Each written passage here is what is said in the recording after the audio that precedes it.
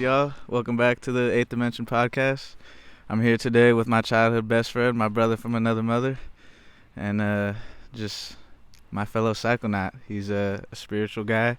He likes to explore his mind, his brain, and just what gets him going, and how the human mind works and the body works, and just exploring all types of life. And he's a father, electrician, a skateboarder, and dabbles in many creative activities. He's a very interesting man, and I'm excited for y'all to meet him and get to hear his story. And I'm excited to hear his story as well, because even though we grew up together, our lives have separated for quite a while, and we finally got the fam back together. The brothers are back together, and we're doing well, and it's exciting times to just be here with my brother. Appreciate you for being here, dog. Yeah, so how are you liking Seattle so far? Seattle's a beautiful state, Seattle's a beautiful city. Washington's a beautiful state. This is my first time here. I feel really connected to the area. One of the biggest things that is in my head is humankind has kind of lost its connection with the spirit and Mother Nature, and being in a place like this really rekindles my connection a lot stronger than the place I grew up in. Kind of like a childhood feeling, I feel like a kid again being here, so I'm very happy to be here. Oh yeah. And growing up, I mean, I don't know if you guys know this, but we're pretty into action sports. We like skateboarding, snowboarding, BMXing, riding dirt bikes. And my guy over here was the only one who was crazy enough to do a lot of the things that I wanted to do, as well as crazier than me, pushing me to do some crazy shit. And so it's been just an awesome journey growing up together. And us being like that, a little bit of adrenaline junkies, you want to live life to the fullest. So you put yourself in situations sometimes where you want to feel good and just feel alive. And I know at some points in our life that led us to making bad decisions and just things we had to learn from. But overall, it was just awesome. We were always those kids that everyone's parents told them to stay away from, because I guess we were always up to no good. I mean, I feel like we weren't really always up to no good. They just thought we were crazy kids. But at the end of the day, that's their loss, because their kids didn't get to have as much fun as we did. So, but yeah, so growing up, we went to elementary school together. I transferred to a new school in 4th grade, and he was the first person that I really hit it off with at my new school. At this time in my life, I had bleached blonde hair, and everyone thought I was a weirdo and a weird kid. Who's this idiot with bleached blonde hair? and he didn't give a fuck about it, and he was just my friend, and it was just an awesome experience to go through school together. Went through middle school together, riding the bus every day to school, riding the bus on the way home, getting off at the bus stop, and just chilling at his house, because my house was about 15 minutes away from 20 minutes away from where our school was at, and just kicking it with him pretty much every day of my life. And that's just getting into adventures and doing fun shit. We were blessed and lucky that our parents gave us a lot of freedom to just go explore with our bikes, skateboards, and just go see the world and just go see things. And we really had a lot of freedom and got to see a lot of things, and very blessed for that. And just overall, I know it's just made us closer, and I just wish that there was times in our life where we never really fell out, but things just took a separate path. And that always happens in life, and you can't really control that. But as you keep living and you keep going, the people that are always meant to be in your life always end up back in your life. And that's kind of just how it is with me and him. We reconnected after 4 years. How long was it? 4 years. Yeah, probably 4 or 5 years of just not even kicking it or doing anything together. and we kind of had a little bit of like similar experiences, but also very different. I went to a private high school to go pursue like sports life and trying to go to college and do all the things by the book the right way. And he had to stay back home and go to the school near where we're from. And so because of that, we never got to hang out anymore, which is fucked up. I mean, we could have hung out, but that's kind of like just on my part. I feel like as being a friend, I kind of stopped hitting people up and hanging out with people that I grew up with, because I felt like I was away from that life and away from my city, and that I had new friends. So I always feel bad for that. But now that we're back together, I'm just glad. And what's like, tell us a little bit about your story, and once we got to high school, like what your high school experience was like, because I know in one of my episodes I talk about my high school experience and what I learned from it and what kind of path it led me down. And I had a substance abuse problem in high school, and was battling that for about like 6 years until my second year in college. And I know you have a similar experience as well, and I just would love to hear how you got through it and what happened. Yeah, we grew up, in a beautiful area of Southern California, living like the SoCal life, living by the beach, living by, close to the mountains, kind of having everything in our like grip. We had absolutely pretty much everything at our feet. We just had, our own experiences. Everybody has their own walk of life. Sean and I, again, we met in 4th grade, and we had a pretty close-knit friend group, and we all liked, kind of chasing danger and living life on the edge. Being a kid, we weren't afraid of anything. We did whatever we wanted, and got by. I grew up in a household where, a pretty privileged household. My parents had money. Lived a pretty normal life for the most part growing up as a young kid, and then by the time middle school came around was when we started experimenting with smoking, and that's where I hit a fork in the road, where I was kind of either do what everybody else is doing and just go to school, get good grades, pay attention, be a good boy, and just do your thing. And when I found pot, most of us kind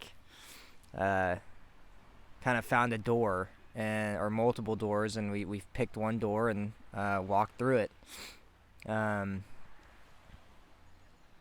Middle school was interesting. Kind of it's like picking through the file cabinet of figuring out where you stand in life a little bit right there. I never considered myself a popular kid by any means. We just liked having fun, and by the time Sean and I separated, he went one way to a different high school, and I stayed in the same area we grew up in and kind of just continued being a little shithead. And by the time mid freshman year was when I started dabbling with everything. I started taking up drinking. I started taking pills. Started doing cocaine. Kind of just doing the whole California walk. Again, we grew up in a privileged area, so we had the money, and we pretty much anywhere we turned, we could find anything we want. From LSD, mushrooms, you name it, we had it all. And nothing necessarily happened to me in an early age where I was dude, I just want to get high and do that. But that's just kind of how it ended up for me. And a lot of us, to be honest, we were all just kind of chasing this high that we had when we were little kids of living on the edge and being not afraid of anything. So, you know, with drugs and alcohol comes like bad decisions. You know, that's just kind of how it goes. There's a lot of fun times, but when you start dabbling with like you know, the hardcore stuff, you start dancing with the devil, and it leads you, you know, down a path that you can only know when you find out. You know, it's no man is free from temptation, no man or woman, no color, no race, nothing. Nobody is free from temptation, and when you don't think, you know, when you don't really use your brain and you kind of just go with something, you know, there's always going to be like a cause and effect with these kind of decisions. I ended up getting in a lot of trouble, getting in trouble with the police like at an early age of like 15. I got my first DUI at 15 years old in Palm Springs, California during spring break. Started having seizures from, you know, withdrawing from Xanax and benzodiazepines. And it was just like a weird cycle, a weird loop that I got stuck in. And the only thing that like made me feel better was when I got high. No woman, no like friend, nothing could like stop me from doing what I was doing. It's like, you know, like it was like it had to happen. Like I got myself stuck in this loop, and I had to play the tape out and just kind of see what happens. I didn't want to stop, and I wanted to just see what kind of happened. And eventually, by the time I hit like my senior year of high school, I made a really awful decision. You know, like when you make quick decisions, most of the time, there isn't a good outcome. You know, but always best to kind of think things through and play the tape out. And I didn't do this in this situation. Didn't have any money, and I was looking to get some, and fucking ended up causing a fucking scene in Palos Verdes, and I ended up robbing a liquor store with some people, and it was like the biggest dip I could have, you know, fallen into in my life. You know, I let the temptations get the best of me, and I followed them like a little puppy, and ended up sitting in a jail cell for about 13 months. Started taking up more drugs while I was inside, and kind of ran my life to the gutter, and had a very interesting experience in those 13 months of just kind of like realizing like my footing in life, being with many different kinds of people, all kinds of people, from every walk of life. And a lot of the time, you know, it was it honestly like showed me another side of the book that I didn't know about.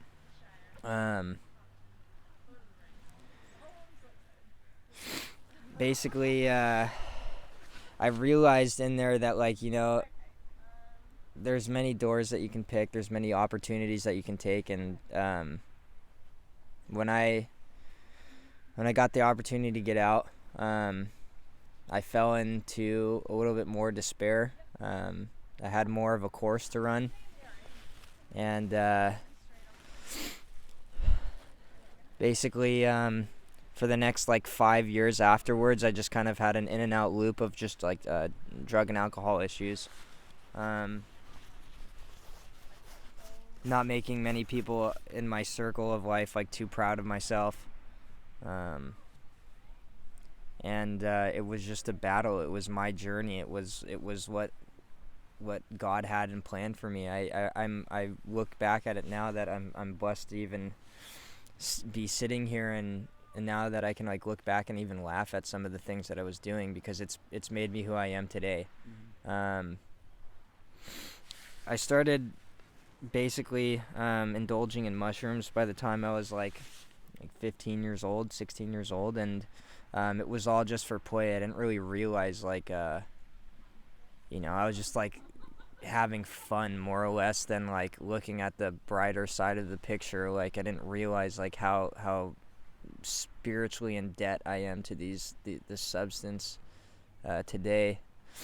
Um, After my spiel of years of like drug addiction, I had stumbled upon psilocybin again, and I took it seriously more or less this time. I kind of had an open mind instead of a closed mind, and it allowed me to see things that I've never even could have fathomed being real, or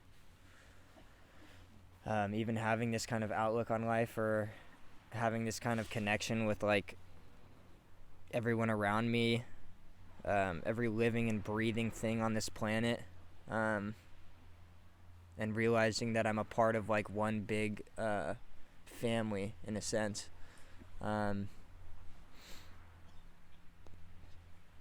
Yeah, I don't know. I didn't mean to really like kind of skip through so quick, but we can always go more into it if you have any questions about it. But yeah. Yeah, of course, man. Thank you for sharing that with us. Like, I know that's tough, like telling your story sometimes, and um, for me, I apologize for like any times I wasn't there for you, because I always felt bad for that I always could have been a better friend, and like going through that whole experience. When was the real turning point to where you finally had that moment where like the aha moment, or the just moment where you finally realized that you had to change, or else like I might not be here anymore, or like those moments, like what was a moment in jail, when you were locked up, like just that like moments from that time that like stuck with you the most and like changed you forever. And just I appreciate you like calling me while you were locked up and shit, and just like I'm glad that I answered and I was able to like talk to you and shit, because that was a tough time. And like I know a lot of people, and we know a lot of people that struggle with substance abuse, and you always feel like you can do more and you can like help people and this and that, and it's like easy to get disappointed in people and like disappointed at certain situations, but I was never disappointed in you, or like ever like was like angry at you, or just like wanted you to like feel like you weren't a good person, or like you weren't my friend anymore, because like a lot of people do that. I just felt like I could have been a better support system, and I wish that I could have done that. But now that we're back together, like we're supporting each other for life. So just I guess like go into detail about a couple moments from jail, like rehab, that times where you're really just like struggling to try to find the answer to like what you needed and what you wanted to get out of life, and what things like made you realize that you could get there. I never necessarily had like one aha moment. It was like a collection of aha moments. Going to like mental psych wards, going to jail, like seeing the people that you're surrounded with in these kind of environments, like kind of make you realize like, is this who I am? Is this who like I want to become? Or like I would you have so much time to think in these kind of institutions, whether it was like these rehab, jail, any of these institutions. You have a lot of time to think, kind of look back on your life, and play that tape out. When I was in my last like treatment, like inpatient facility, I was working the 12 steps of Alcoholics Anonymous, and one of these steps in particular, the fourth step, is like reviewing your life, people, places, things that like ticked you off, or like you had like and something that didn't sit right in your stomach. You kind of write it out on paper, put pen to paper, and I'd write out all these situations, and you kind of put it into 4 sections. You write what happened, how you reacted to this situation, what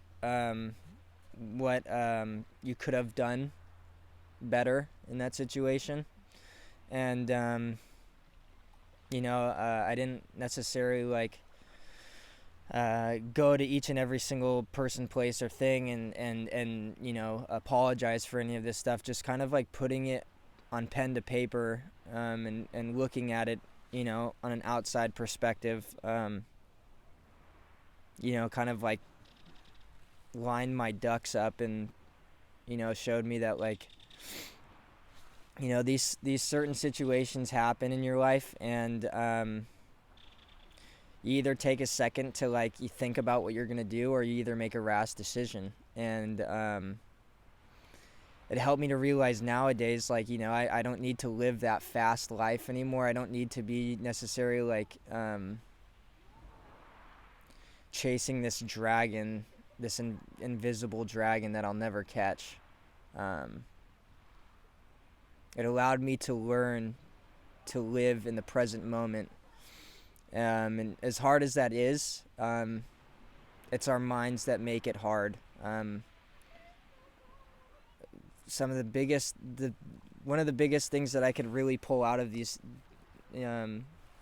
things that happen in my life is that, like, look, everything is about absolutely like 100% your perspective on life. The way that you look at life, the way that you look at yourself, and how you think people think about you. None of that, like especially with your ego, like, to constantly be thinking about like what other people think about you really doesn't matter. It's just the devil whispering in your ear, like being here right now in this moment, like, and just breathing and having this conversation with you allows me to live in the present moment, to like talk about a past that I wasn't too proud of back in the day, but now like I cherish every single part of my journey. I don't regret absolutely anything, because it's made me who I am today.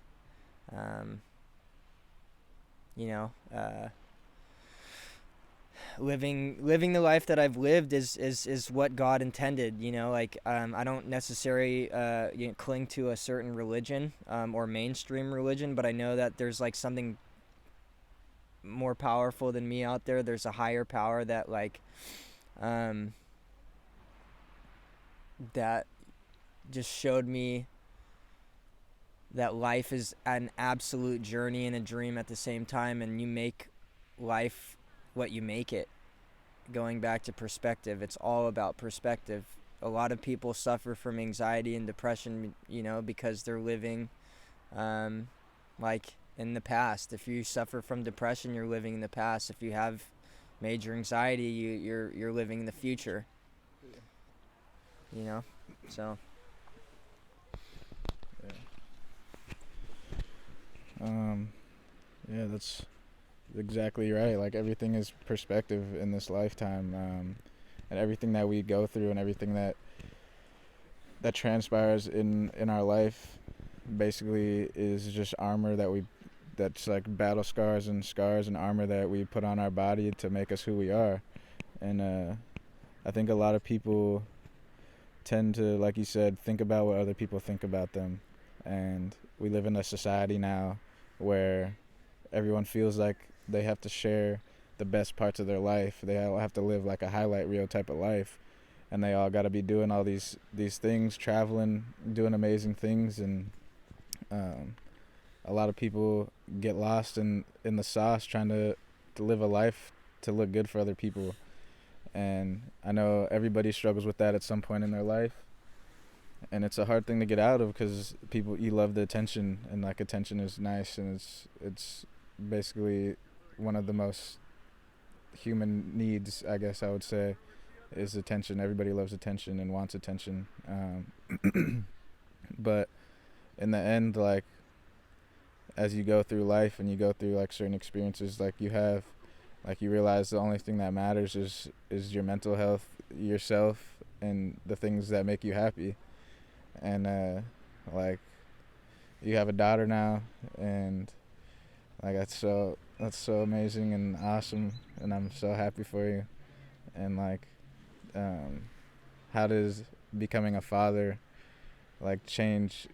How did it change your perspective on life, and like what have you learned so far, being like a young dad, just like making it for your family and shit? Like, we're like the same age, and I can't imagine having a kid right now. Like, that's fucking crazy. Like, but at the same time, it's dope. Like, I get to see you like be an awesome dad, and like just from where we were at like as kids, like riding your half pipe in the backyard and like doing crazy shit together, and then like now you're just like a dad, like raising your own. And it's just like, I'm proud of you on like getting through everything that you've been through, and like still staying the person that you are, and just like your energy, your laughter, and just like everything about you is like, if nobody ever actually knew your story, or like knew what you've been through, like they wouldn't expect you to be like the way that you are, because like everywhere you go, like you're just a great energy, positive vibes, and just like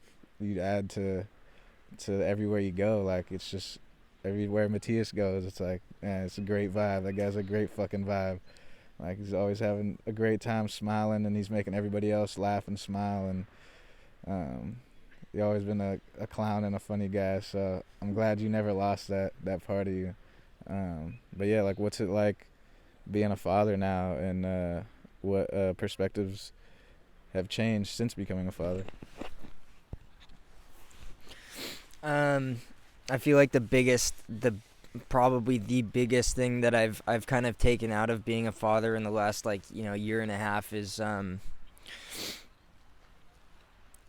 love. Like, there's so many sides of love that like are so like unknown until like you get to that point. When I first like held my daughter and put her on my chest, it was like opening a whole nother chapter of what love is. And just wanting to do absolutely everything possible in my life to like make sure that this little girl has the best life to live, just to give her like everything that a young child needs to just grow and prosper and live a happy life. And like knowing that kind of how life goes, and again, I only know from my own perspective, like life can be scary. It can really be a big like mountain, that you have to climb, and it's really scary from the bottom, but I'm not even at the top yet. But I'm seeing so much of the bright side of life by just like indulging and playing with my daughter, and like trying to fill the shoes of being a father.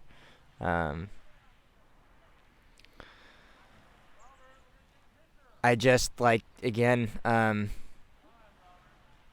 when you have a child, I feel like it's kind of like it's obviously a gift. It's a beautiful thing.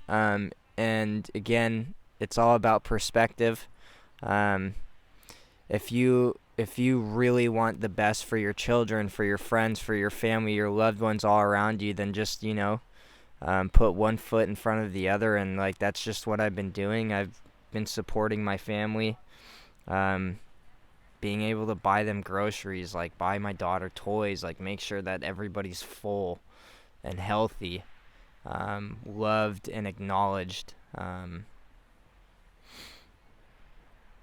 That's really about it. It just showed me a whole other side of life, and a whole nother side of love that I never even knew existed.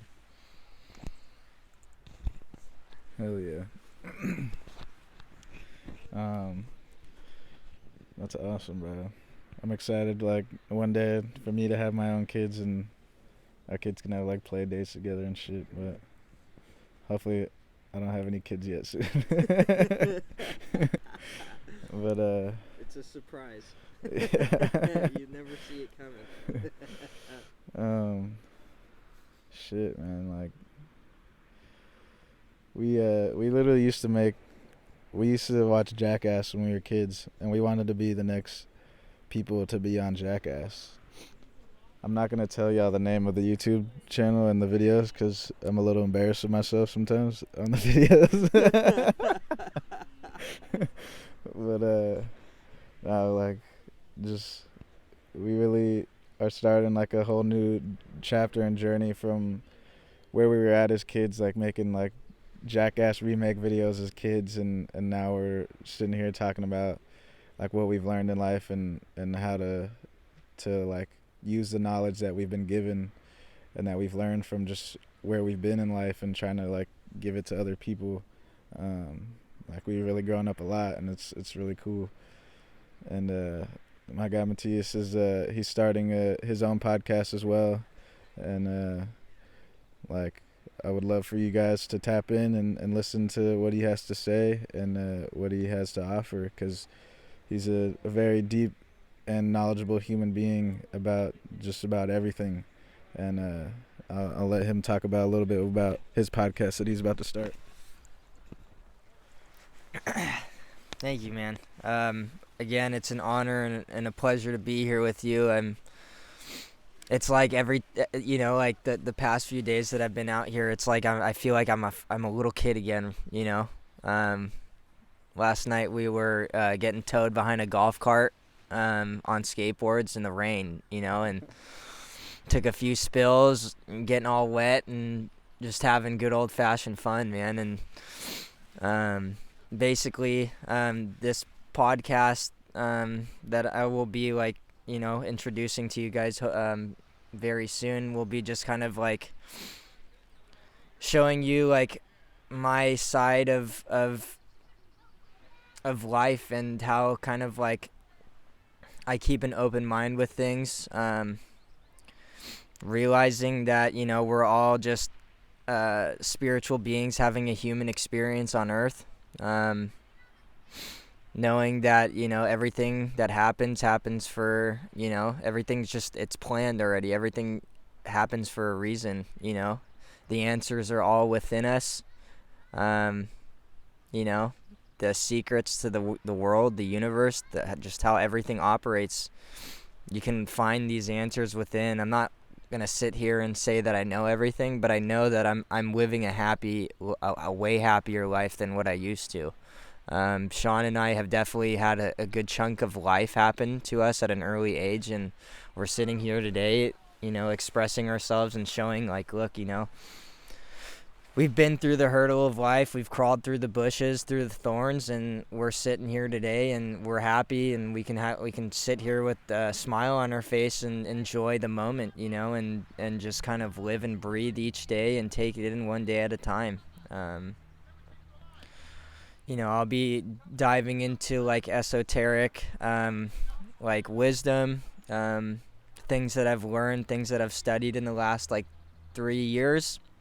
I've been reading a lot. I've been studying fungi, mycelium networks, and doing my own research with psychedelics, and kind of showing you my paperwork or my essay of how life is beautiful if you have the right attitude and outlook on life. You could live a very fulfilled life, a full life, and not really have a chip on your shoulder or an empty hole in your heart or your stomach that you walk around and ponder about on a daily basis. You know, everybody kind of thinks about like, you know, what's my purpose in life? What are we doing here?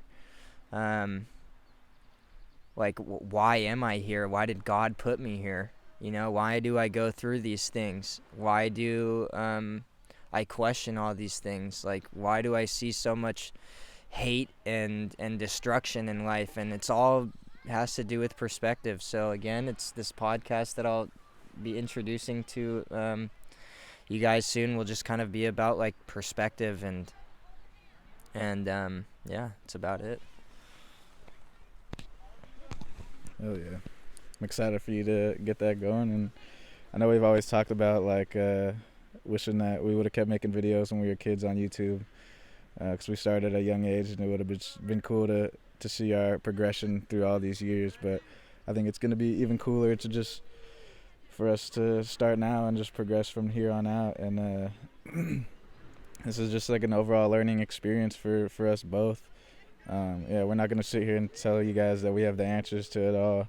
We're just giving you guys a little bit of insight to like what helped us out, what helped us get through the dark times, and what helped us continue to keep on going. Because no matter how hard you try, no matter like what you think you can do, like life keeps on going, never stops.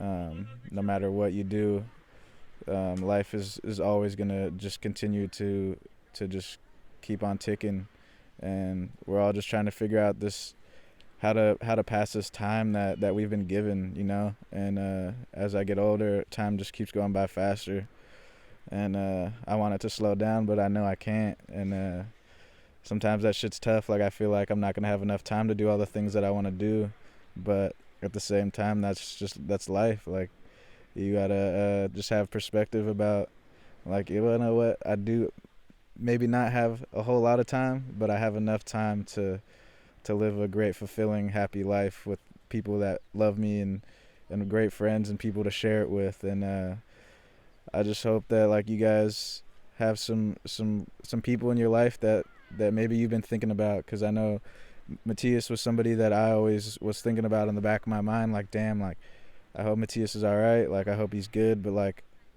at certain points in my life, I wasn't the type of person to reach out to people and be like, yo, like how you doing? I don't call people.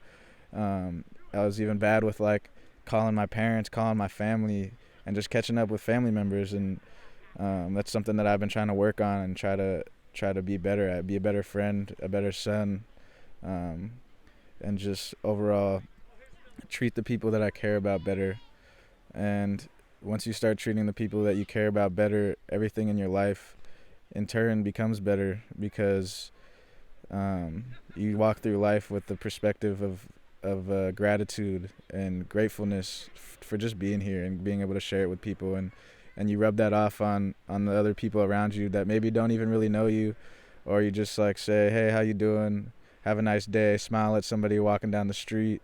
A lot of stuff like that is kind of just going away, and I feel like humans are losing basic interaction skills because of cell phones and technology, and just things that in a sense make our life easier to communicate with people, but on a technological scale, like that's just for technology. But like human interaction is like what it's about, and it's cool to be able to express myself now, to have these conversations and talk to people and learn, because for so long I've always been just quiet and silent and like scared to speak my mind and scared to talk and just scared to sound like a dumb jock or like an idiot that doesn't know what he's talking about. But until I reached a point where, like Matthias said, like you got to get to a point where you don't give a fuck about what people say about you, think about you, or talk about you in any type of way. And that's like the biggest thing for me that I've been able to get over in life, that's helped me just get to that next step of just fully becoming me and myself, and like being proud of myself and who I am, and just being me unapologetically. And that's like the biggest thing. I feel like the best way to change the world is not to fit in. It's not to go do what everyone else is doing. It's not to just follow the herd and just be a sheep. It's to figure out like who you are, what gets you going, what you love to do, and sticking to your beliefs and just fully owning that shit. Like if you don't do that, then how do you expect to change the world around you? How do you expect to get to do anything like fulfilling in life if you can't fully be yourself. And the way you change the world is by being yourself, and you see other people see you be yourself. They see you be a confident, fun-loving person that likes to have fun and great vibes, and that rubs off on them, and they're like, whoa, if he can be himself and be just like whoever he wants to be, maybe I can do that too. And it doesn't matter where you come from, what your past is um, like you can do it all, you can do anything. You can literally be the next Elon Musk sending rockets to fucking space if you really want to. Like, this reality that we're in and this life that we're in is just so awesome, because once you just figure it out a little bit, you realize that you can literally do anything and create it all. And I'm just glad that I have people that believe in me and see my visions for life and kind of just understand my perspectives and don't judge me for them, because that's just an amazing feeling, and I'm just grateful for it all. And I'm grateful for this guy because he understands and he gets it. And yeah, it's just an amazing place to be here at this exact time period with my guy that we got to be born at the same time. Because like I said, this time shit, like, yeah, we could live for 80 years, 80 to 100 years, whatever it is. But in the grand scheme of things, like, this fucking earth, what is it, like billions of years old? Like, the fact that we get to share it together, the same time span and time period, and go through similar experiences and learn from them and be able to communicate and talk about them and just be there for each other, you know. That's, like he said, like, everything's all written, it's all planned out.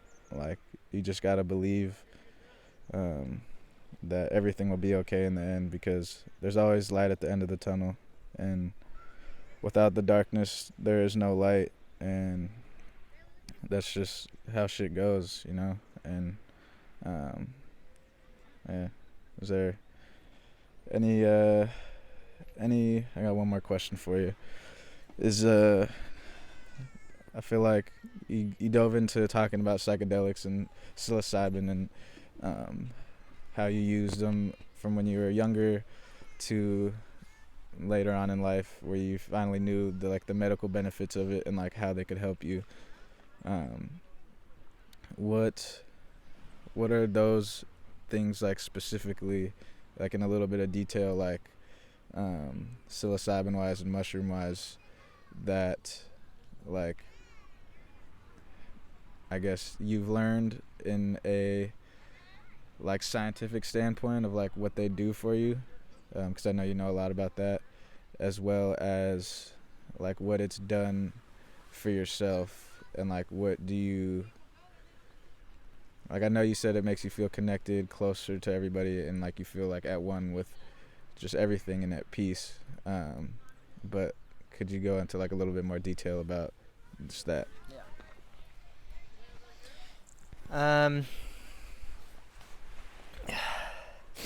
So basically,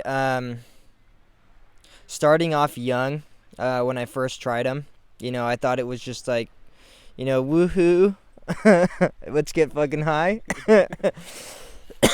let's see some cool shit and do some cool shit, and that's kind of how I just looked at it back in the day.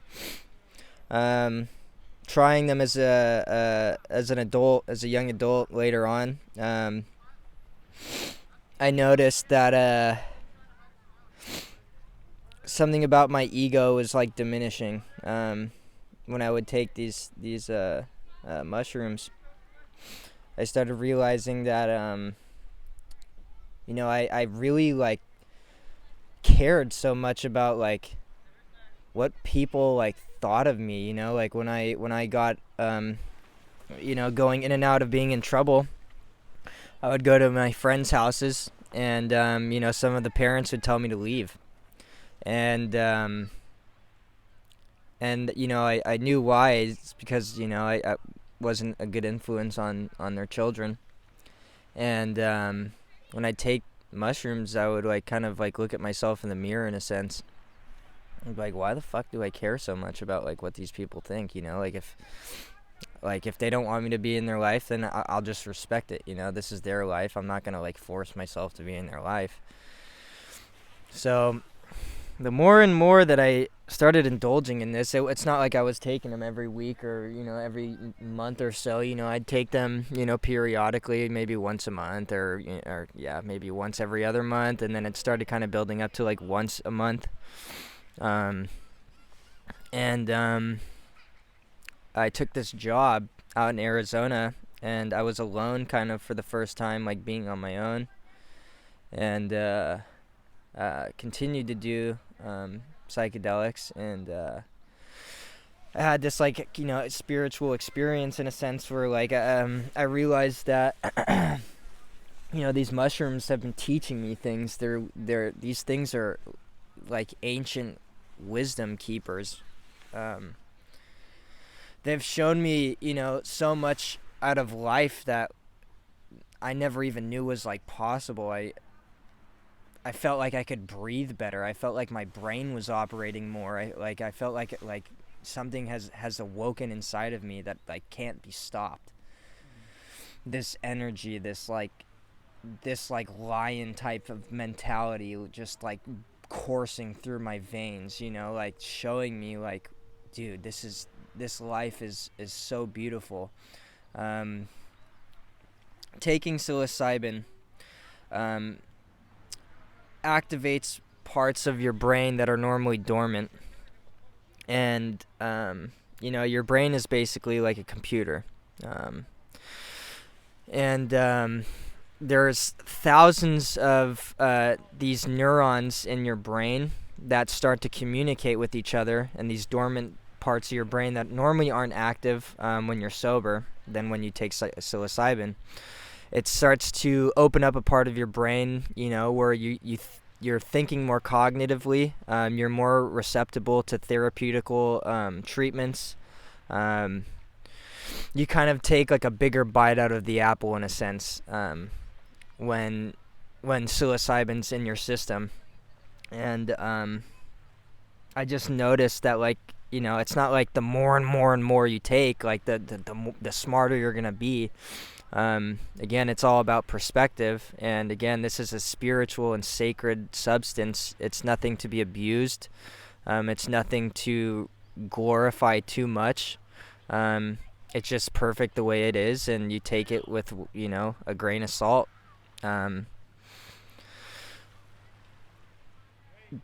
Basically I feel like I can communicate more as a human being. I can connect with people better. I can, like understand, I'm not, like when someone tells me their story, like, no one can really understand like what exactly they've been through, but you can kind of put yourself in their shoes in a sense. And I feel like psilocybin has helped me do that.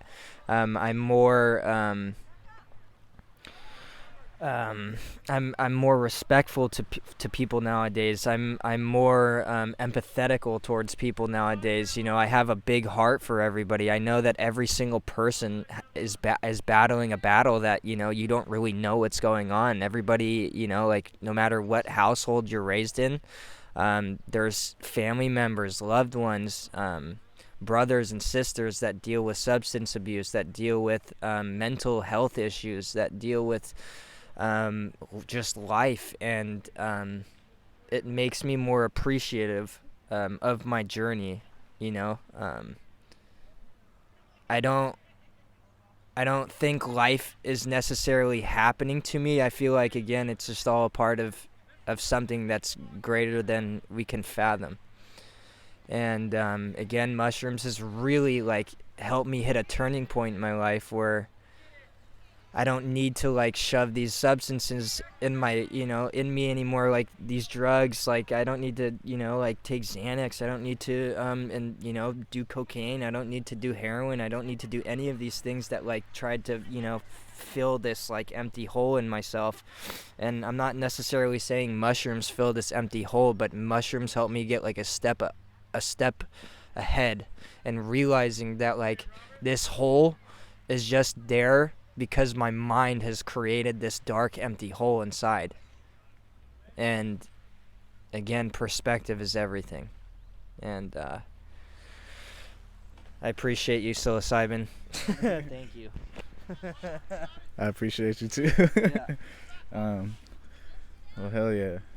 Um, that's a great like perspective on it. Like, I think a lot of people would agree with that, and that's how psilocybin has helped them as well.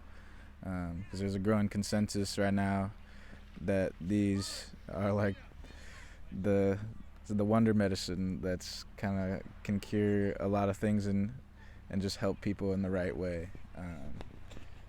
It's like the alien medicine that's been sent down from somewhere that we have no idea where it came from, but it's just here to help us, and we know it's here to help us now. But we just have to accept that it's here to help us, and I think that's basically just what life is just being accepting of your reality and just accepting of what you can do to make it better and to overall just live a more fulfilled life, you know. So with that being said, I appreciate you fucking flying out here and seeing the boy and just getting to see letting me show you around where I've been living for the past 6 years of my life, and it's been a fucking dope ass time, and I'm grateful for it, and I appreciate you.